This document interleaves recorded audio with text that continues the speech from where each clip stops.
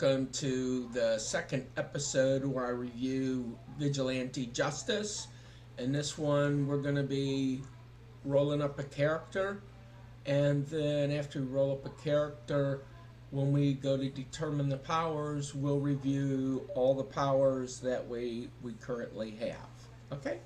I hope you're enjoying this, and like I said, if you would like to try out the game with your game group, let me know, and when I get review copies made, I'll send you one.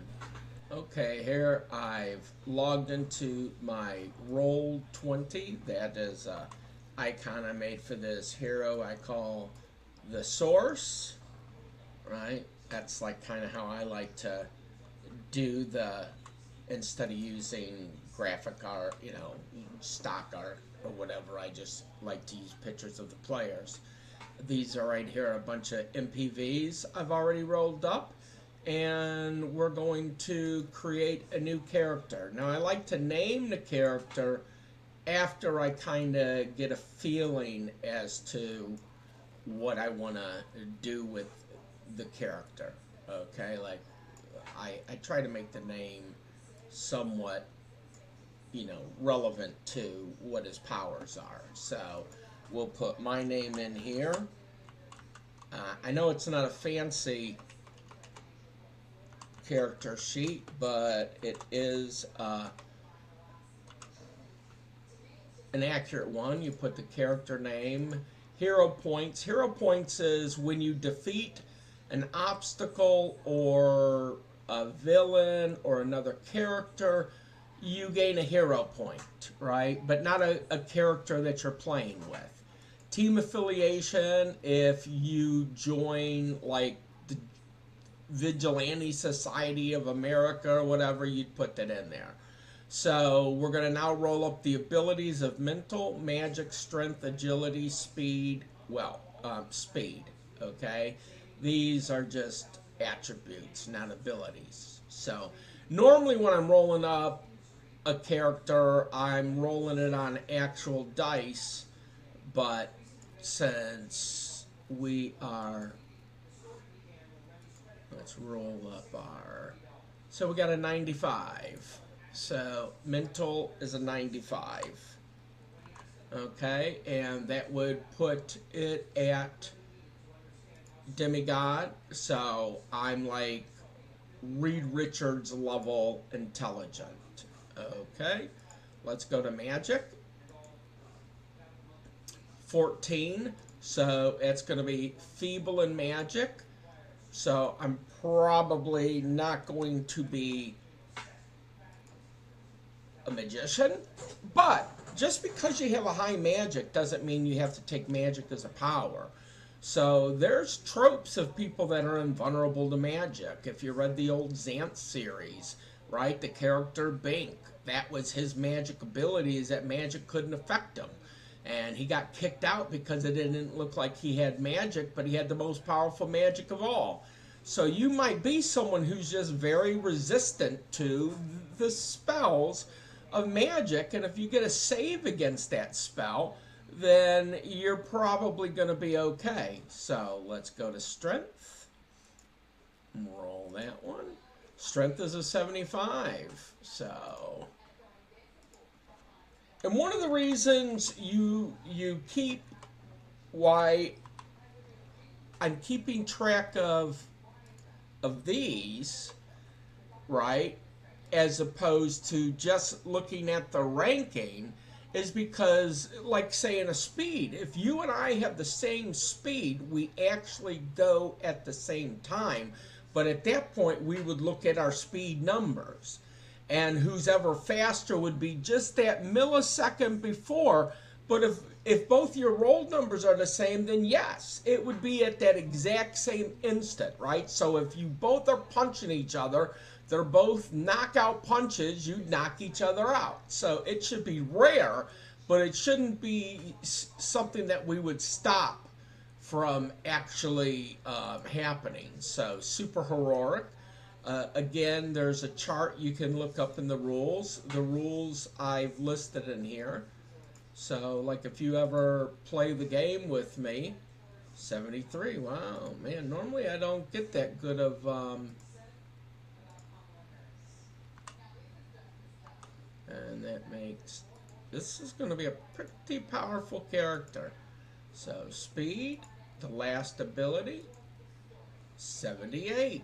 I don't know. That's, like I said, I prefer to normally run. So, this is a guy that is, you know, as strong as, say, Spider-Man. I wouldn't say he's as strong as Superman. I put Superman more up at that demigod level, right? He has the speed of maybe not the Flash, but pretty close. His agility, again, is, you know, better than any circus athlete, and his mental capabilities. So the only thing is he's vulnerable to magic, right? So now let's look at his wealth. Let's roll his wealth. I'm starting to think these numbers are okay. 40. So that's good. 40. So this is how you determine what you can buy and not buy. So he's got average wealth, and so the age is a D20, and you add 15 to it.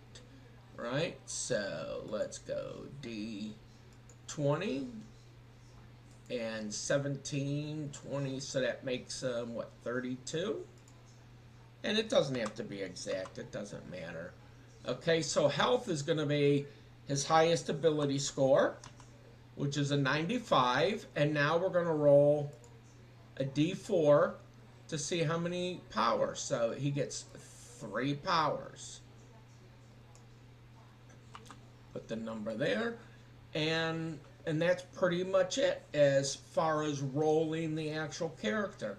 Now you and your DM or GM, sorry, we're not doing dungeons, we're playing a game, might randomly choose those powers, or looking at this, you might say, okay, 3 powers, like I said, you start out, some of the powers are very powerful. And those cost a lot of hero points. I mean, a lot of power points.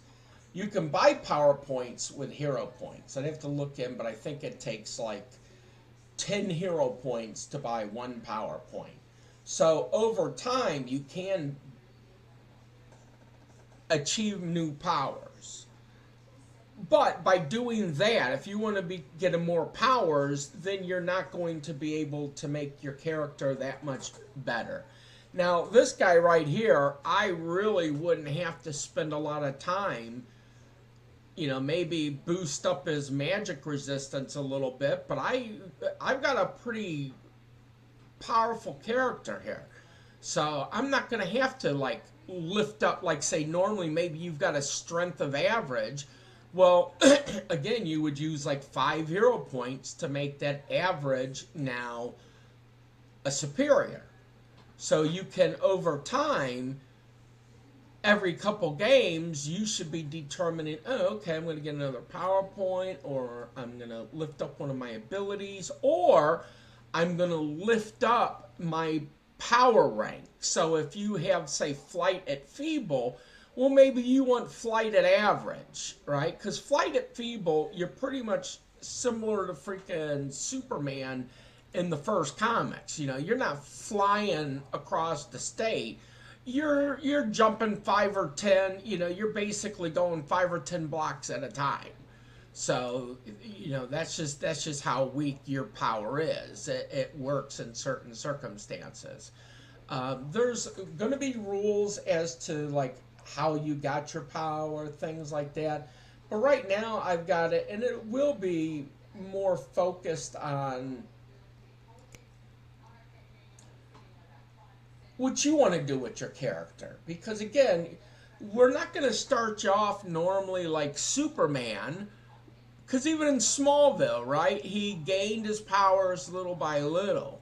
What we're going to do is we're going to start you out as someone that could probably make it on the streets, and over time you're going to develop into a very powerful hero or anti-hero, or heck, villain if you want to. Remember, this is your game.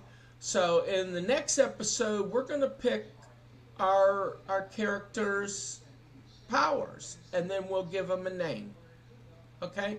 You have a great day. Bye-bye.